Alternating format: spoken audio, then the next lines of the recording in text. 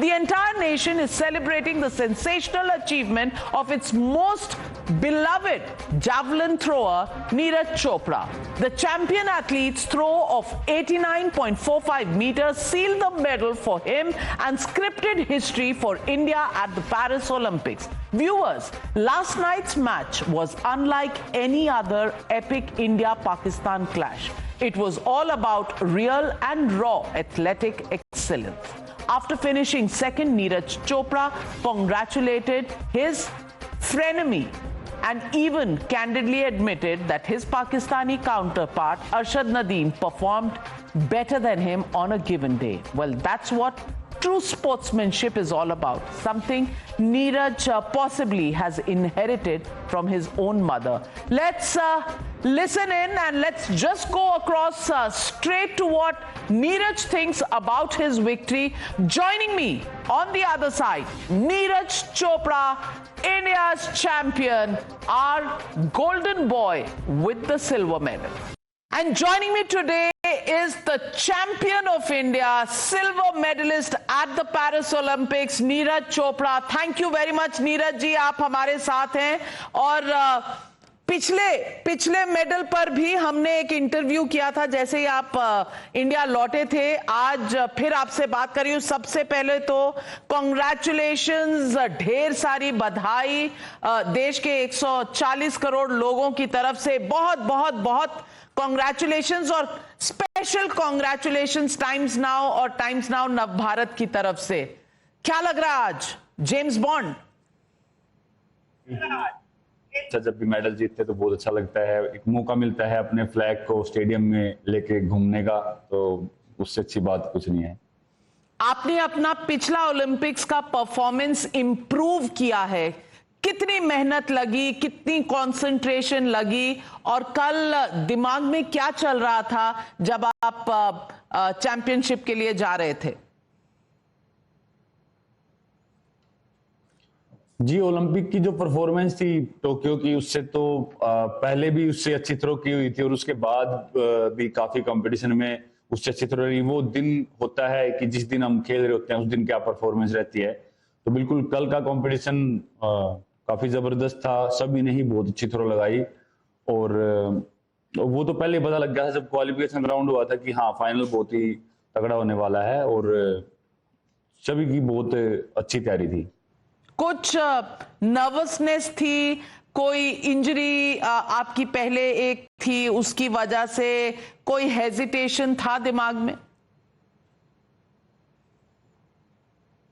हाँ, बस वही थोड़ी सी इंजरी रुकावट बन जाती है. बाकी कोई ऐसा कुछ नर्वसनेस या वो चीज वो नहीं थी, क्योंकि मुझे लगता है कि जब जितना बड़ा कंपटीशन होता है और लोग बहुत ज्यादा होते हैं तो जो प्रेशर होता है वो हमको और अच्छी परफॉर्मेंस करने के लिए प्रेरित करता है उस टाइम पे, क्योंकि शरीर अलग ही लेवल पे चला जाता है और जो एफर्ट है वो और ज्यादा लगाने का मन करता है. तो बस वही है कि इंजरी कहीं ना कहीं रुकावट बच जाती है, वरना तो मेंटली बहुत अच्छा फील हो रहा था कि अच्छा करेंगे. पहली बार जब आप गए तो फाउल हुआ, थोड़ा प्रेशर बढ़ गया था आपके ऊपर कि आप नॉर्मल, कूल और बिल्कुल कॉन्फिडेंट थे? जब पहली थ्रो की तो मतलब 85 प्लस तो थी वो, लेकिन मुझे मतलब डिस्टेंस वैसे पता नहीं है कितने मीटर तक होगी. लेकिन हाँ, जब पहली थ्रो फाउल हुई थी कोई ना कहीं एक वो तो बन ही जाता है, क्योंकि हमारे पास 2 थ्रो और होती हैं अगर बेस्ट 8 में रहना है. तो उसमें फिर उसमें बेस्ट 8 डिसाइड होते हैं 3 थ्रो के बाद. तो अगर वो थ्रो नप जाए तो फिर थोड़ा और एक खुल के हम दूसरी या तीसरी थ्रो फिर और अच्छे से कर सकते हैं. पर अच्छा था, सेकंड थ्रो काफी अच्छी निकली. और ऐसा भी पहले मेरे साथ हो चुका है कि पहली थ्रो फाउल हो जाए और फिर उसके बाद मैंने उसके बाद थ्रो लगाई है. तो ऐसा काफी बार हो चुका है अभी. तो क्या अपने आप से आप थोड़े कॉन्फिडेंट थे और अपने आप से कुछ कह रहे थे? थोड़ा सा आपकी मम्मी से भी बात हुई तो उन्हें भी लगा कि थोड़ा सा आप गुस्से में थे, तो गुस्सा आ रहा था उस वक्त या थोड़ा सा अपने ऊपर प्रेशर बना रहे थे आप? नहीं, हर खिलाड़ी का अपना अपना तरीका होता है। मैं शायद से जब खेलता हूं तो मैं एग्रेशन में खेलता हूं काफी, और वही था शायद से जब एक ऐसा कॉम्पिटिटिव माहौल बन जाए तो वो एग्रेशन आ ही जाता है खुद खुद ही। तो वो एग्रेशन आया, और जिस हिसाब से मेरी बॉडी कंडीशन थी तो पता नहीं, मतलब शायद से वही है। और जो एग्रेशन जो मैंने वो 89 थ्रो लगा के अपनी सीजन बेस्ट की, तो शायद से उसी एग्रेशन से हुआ। क्योंकि वही है, मेरे माइंड में काफी वही चल रहा था कि इंजरी नहीं होने देनी है, उसको बचा के चलना है और अच्छा कंपटीशन खेलना है। लेकिन वही है, हर खिलाड़ी का अपना तरीका होता है जी। मुझे एग्रेशन में खेलना काफी पसंद है, लेकिन वही है कि हाँ, अगर सब चीजें ठीक हो तो फिर जोश के साथ होश भी हो तो बहुत अच्छा रहता है। बिल्कुल सही कहा आपने। लेकिन आपसे पहले अरशद नदीम ने जब वो 92.97 वाला एक मॉन्स्टर सा थ्रो था मारा, फील्ड पर तो कंपटीशन बहुत तगड़ा था। वैसे कहते हैं कि ऑफ द फील्ड आप लोग बहुत अच्छे दोस्त हैं, लेकिन उनके थ्रो के बाद कुछ मन में क्या चल रहा था? मन में तो ये चल रहा है, क्योंकि जब खेल रहे होते हैं तो हमारा काम है कि हाँ, जब कोई भी अच्छी थ्रो लगाएगी तो उसको बीट करने के लिए ही मन में आता है। और वही मेरे दिमाग में था, भले ही मैंने 90 क्रॉस नहीं किया, लेकिन वही है कि जेवलिन जिस दिन आपकी निकलनी है तो 2 से 3 मीटर 4 मीटर निकल जाती है, अगर आप अच्छे से क्लीन हिट करो तो शायद से मुझे लग रहा था कि आज वो दिन है। और मैंने सेकंड थ्रो में पूरा अपना एग्रेशन के साथ और पूरी वो उसमें एफर्ट लगाया।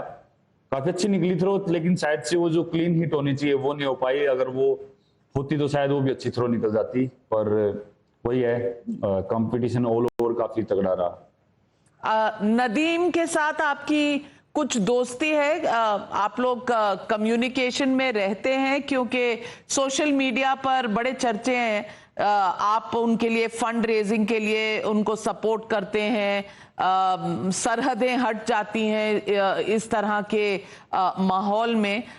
तो कोई आप में रेगुलर बातचीत होती रहती है? कल कोई बातचीत हुई? नहीं, ऐसे जब कंपटीशन में मिलते हैं तभी बात होती है। और पता नहीं फंड रेजिंग तो कौन सी कही है, मुझे भी नहीं पता। ऐसा तो कुछ हुआ नहीं। लेकिन हाँ, कुछ अपने मीडिया वालों ने मुझसे पूछा था कि शायद से कि अरशद के पास जेवलिन नहीं है, तो मैंने उसके ऊपर बताया था कि यार ऐसा मतलब मुमकिन नहीं लग रहा, क्योंकि अरशद ऑलरेडी बहुत अच्छे लेवल पे कंपटीशन खेल चुका था, कॉमनवेल्थ मेडल और वो चीज। तो अगर गवर्नमेंट सपोर्ट नहीं भी कर रही है तो मैंने वही बोला था कि यार अगर वो कंपनी से बात करे जेवलिन की तो वो भी जेवलिन देने के लिए तैयार हो जाएंगे। तो इतनी बड़ी बात थी नहीं वो। खैर हाँ, वही बात थी जो मैंने बोली थी। और बाकी तो जब भी हम मिलते हैं तो अरशद रिस्पेक्ट से मुझसे बात करता है, और वही है, मैं भी कोशिश करता हूँ कि हाँ, अच्छे से बात करें। कल बात हुई आप दोनों के बीच में? हाँ, थोड़ी देर मिले थे, प्रेस कॉन्फ्रेंस हो रही जब, तो ऐसे ही बस साथ में बैठे तब तो ऐसे स्पेशल कुछ बात नहीं हुई। लेकिन हम उधर ही प्रेस कॉन्फ्रेंस में तीनों साथ में बैठे थे, मैं, एंडरसन और अरशद। ओके। आपने बैक टू बैक 2 ओलंपिक्स में, एक में गोल्ड एक में सिल्वर जीता। Do you feel now is the time कि बस अब नीरज चोपड़ा जो है वो अपनी पीक पर है, या अभी अपने ही परफॉर्मेंस को और बीट करना है? नहीं, बिल्कुल वो तो करना ही है। अभी तो और मेहनत करनी है और परफॉर्मेंस को बढ़ाना है। बस वैसे उसी पे काम करेंगे अभी। जो कहीं ना कहीं टेक्निक में आज कहीं ना कहीं हमेशा कुछ ना कुछ मिस्टेक्स या कुछ ना कुछ रुकावटें होती हैं, तो फिर उसके बारे में सोच के बात करके कोच के साथ उस पर काम करेंगे और कोशिश करेंगे अपनी परफॉर्मेंस और बढ़ाएं। आजकल आप इतने फेमस हैं कि प्रोडक्ट एंडोर्समेंट्स वाले आपके पीछे भागते रहते होंगे। Neeraj Chopra the golden boy, big performer, आप रोल मॉडल है कितने एथलीट्स के लिए। आपने कल चैंपियनशिप के दौरान भी ओमेगा सीमस्टर वॉच पहनी हुई थी। खास कारण और क्या ये वॉच आप हमेशा पहनते हैं?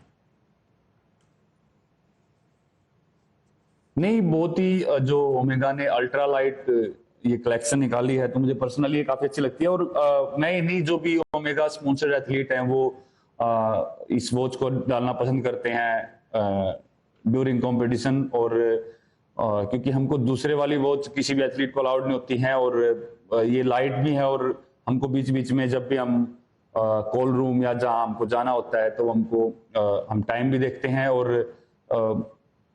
अच्छा लगता है। मतलब वैसे भी थोड़ी अच्छी लगती है दिखने में तो आपको और थोड़ा वो बढ़ा देती है, जो पिक्चर वगैरह आती है और अच्छी आती है फिर उसमें स्टाइल कोशेंट बढ़ा देती है। तो नीरज चोपड़ा के लिए स्टाइल कितना इंपॉर्टेंट है?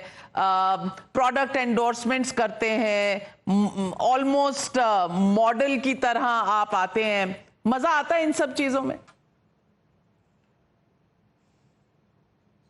नहीं, मॉडल की तरह तो जिका ही आता हूँ, ये तो ज्यादा ही हो गया मैं तो बस हाँ घड़ी जरूर डालता हूँ, बाकी तो अपनी जो स्पोर्ट किट है उसमें रहते हैं। और मतलब ऐसा तो नहीं हुआ कभी कि मैं जब ग्राउंड में एंट्री कर रहा हूँ मैं कोट पैंट डाल के आया हूँ तो अपनी टी शर्ट और उसकी इंडिया की टी शर्ट उसके साथ एंट्री करते हैं, और वही है जी, वही सिंपल तो अपना कंप्लीट करते हैं। आज आपकी माताजी बता रही थी कि आपने उनसे शायद 15 दिनों से बातचीत नहीं हुई है। हालांकि कल आपके पिताजी से बात हुई तो पापा कह रहे थे कि 2-3 दिन पहले बात हुई थी। किससे ज्यादा आप कनेक्ट करते हैं? माँ हमेशा बेटे को लाडले की तरह रखती है, पापा स्ट्रिक्ट हैं, घर में कैसा माहौल? सब अच्छे से रखते हैं, और हमारी जॉइंट फैमिली है, सभी पापा हैं और अंकल हैं, आंटी, दादा, सभी कजन सभी साथ में रहते हैं, और बहुत ही अच्छा माहौल रहता है। और ऐसा स्ट्रिक्ट वगैरह कुछ वो नहीं है। और मेरे साथ तो क्या ही स्ट्रिक्ट रहे, क्योंकि मैं बहुत ही कम घर पे जा पाता हूँ, मेरी ट्रेनिंग होती है। और जब मैं इंडिया में भी रहता था, जब पटियाला में ट्रेनिंग करता तो बहुत ही कम घर पे जा पाता था, तो मैं वैसे ही 2-3 दिन घर पे जाता हूँ, तो जो स्ट्रिक्ट है वो भी मेरे से बहुत अच्छे से पेश आते हैं। तो आज आपकी ताई जी से भी बात हुई, लेकिन क्या घर जाएंगे तो सबसे पहले क्या खाना चाहेंगे, ताकि मैं मैच कर सकूं कि जो आप खाना चाह रहे हैं वही माँ बना रही है कि नहीं? क्या खाना चाहेंगे घर जाते ही? घर का कौन सा खाना? घर का जी कोई भी खाना मिले वही खा लेंगे। अब तो अब वो ऐसा कुछ वो है नहीं, वो मैंने गलती से वो बोल दिया चूरमा, फिर सभी ने वही क्वेश्चन पूछने स्टार्ट कर दिए कि चूरमा खाओगे? तो ऐसा घर का कोई भी खाना मिल जाए बड़ी खुश होकर खाता हूँ। कभी भी कमी नहीं निकालते कि भाई ये इसमें नमक कम है, मिर्च ज्यादा है, तो जो भी खाना फंस जाए वो लपेट देंगे। वैसे आपकी माँ कह रही है कि वो चूरमा तो बनाकर ही रखेंगी, तो मैं आपका सस्पेंस दूर कर देती हूँ कि चूरमा तो वो बनाकर रखेंगी आपके लिए। बाकी अगर आपकी कोई खास फरमाइश हो तो वो जरूर अपनी मदर को आप बता दीजिएगा। लेकिन नीरज चोपड़ा, आज आप देश के जो यंग एथलीट्स हैं, जो आपको एक रोल मॉडल मानते हैं, उन्हें क्या कहेंगे? अपना मेंटल मेकअप कैसा बनाना होता है अगर नीरज चोपड़ा की तरह 2 बार भारत के लिए मेडल जीत कर आना हो? उनको मैं बस यही बोलना चाहूंगा जी कि क्योंकि जब मैंने स्टार्ट किया था तो मुझे नहीं पता था कि मैं यहाँ तक पहुंचूंगा, तो अपने ऊपर बिलीव रखें। और शायद से कठिनाई आ सकती है जर्नी में, और कई बार निराशा हो सकती है कि शायद कुछ अच्छा नहीं चल रहा, लेकिन फिर भी अपना डिसीजन अच्छे से लें कि हाँ मैंने ऐसे ही स्पोर्ट्स चुना है कि नहीं। और अगर आपको लग रहा है कि हाँ ये मेरे लिए बिल्कुल सही डिसीजन है और मेरे अंदर टैलेंट है इस चीज का और मैं अच्छा कर सकता हूँ या कर सकती हूँ, तो उस पर फिर लगातार काम करते रहें अच्छे से। और बिल्कुल कुछ साल लगे, क्योंकि स्पोर्ट्स ऐसे हैं, क्या पता 6-7 साल लग जाए या 2 ओलंपिक्स चले जाएं, तो तब भी आपकी परफॉर्मेंस ना आए। तो ये बहुत ही पेशेंस का टेस्ट होता है स्पोर्ट्स में कई बार। तो बस पेशेंस रखें और अपनी मेहनत करते रहें, खुद पे बिलीव रखें, अपने आप को फिट रखें। और वही है, अगर ये चीज कर सकते हैं और एक अपना माइंडसेट बहुत पॉजिटिव रखें, माइंडसेट स्ट्रोंग रखें, तो वो काफी हेल्प करता है आपको अच्छा परफॉर्म करने में।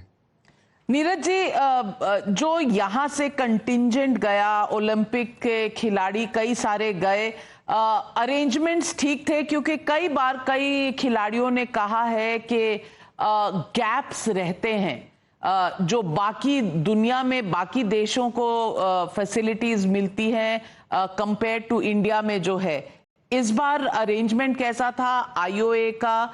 क्या खिलाड़ियों के लिए सही था? नहीं, बिल्कुल पर्सनली मैं बोलना चाहूंगा काफी अच्छा था इस बार।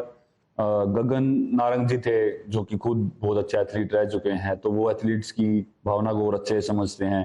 अपना पूरा जो भी स्पोर्टिंग स्टाफ था, मेडिकल स्टाफ था, दिनसो पारदीवाला सर आए थे, डॉक्टर दिनसो पारदीवाला जी, वो ऑलरेडी बहुत एथलीट्स की सर्जरी कर चुके हैं और वो पर्सनली हर एथलीट की जब भी कंपटीशन या कोई मैच होता था तो वहां पे जाते थे। और भी बहुत अच्छा सपोर्टिंग स्टाफ था और काफी लोग थे इस बार जो एथलीट्स को सपोर्ट कर रहे थे। और वो हमारी बिल्डिंग में ही नीचे वो पूरा रूम बना के रखा था रिकवरी के लिए, और तो काफी अच्छा इस बार। तो कोई गड़बड़ नहीं थी? एक बार आपने कहा था गड़बड़ तो है, तो इस बार कोई गड़बड़ नहीं थी। बस आखिरी सवाल, प्रधानमंत्री से आपने जब बात की, क्या कहा उन्होंने आपसे? बस वही बोल रहे थे कि बहुत ही अच्छा किया नीरज, और हमें हमेशा ही गर्व है जब आप खेलते हो कंट्री के लिए और मेडल जीतते हो। तो बहुत अच्छा लगा ऐसा कि हाँ वो हर उसको फॉलो करते हैं कौन एथलीट कैसा कर रहा है। Well, thank you very much Neeraj Chopra ji, आप हमसे मिले, बात की, और मेरी पूरी टीम की तरफ से, पूरे चैनल से, पूरे देश से और बड़ों से आशीर्वाद और सब लोगों से बहुत बहुत ढेर सारा प्यार।